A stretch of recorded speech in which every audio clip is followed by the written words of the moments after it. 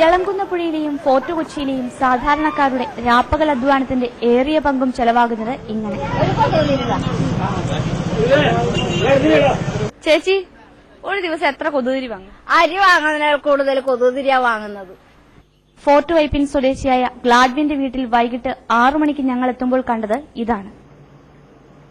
കൊതുക് എല്ലാവരെയും വലയിലാക്കിയ ഈ കാഴ്ച ഒരുപക്ഷെ ലോകത്ത് ഒരിടത്തും കാണാനായെന്ന് വരില്ല. ഊണും ഉറക്കവും കുട്ടികളുടെ പഠനവുമെല്ലാം ഈ കൊതുകുവലയ്ക്കുള്ളിൽ. കറന്റ് പോയാൽ സ്ഥിതി ആകെ തകിടം മറിയും. ഇതൊക്കെ ആര് കാണാൻ? ഭക്ഷണം കഴിക്കാതെ എനിക്കൊരു ദിവസം കഴിഞ്ഞുവിടുന്നതിന് ഒരു പ്രയാസമില്ല. പക്ഷെ കൊതുകുതിരി കൊണ്ട് എനിക്ക് കിടക്കാൻ പാടില്ല. പക്ഷെ എന്റെ മകൻ വേലക്കണേന് പകുതി കാശും കൊതുകുതിരി മേടിച്ചാണ് ഞങ്ങൾ തീരുന്നത്. കൊതുകുതിരി ഇല്ലാതെ ഞങ്ങൾക്ക് ജീവിക്കാൻ പറ്റില്ല. കൈയൊന്നടിച്ചാൽ 10 കൊതുകെങ്കിലും ഉണ്ടാകുമെന്ന് പരിസരവാസികൾ.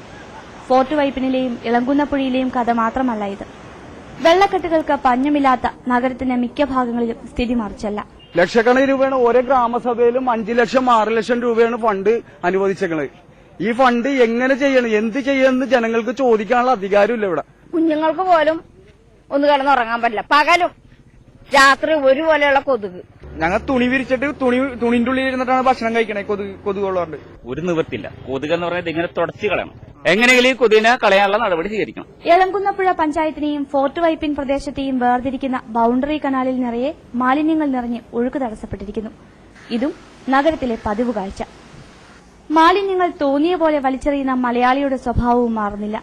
പകർച്ചവ്യാധികളുടെ ശിക്ഷ പലവുരു കിട്ടിയിട്ടും ആരോഗ്യവകുപ്പ് ഇതൊന്നും മനസ്സിലാക്കുന്നുമില്ല. തൽക്കാല ശാന്തിക്കായി ഫോഗിംഗ് നടത്താൻ പോലും ആരോഗ്യവകുപ്പ് തയ്യാറായിട്ടില്ല.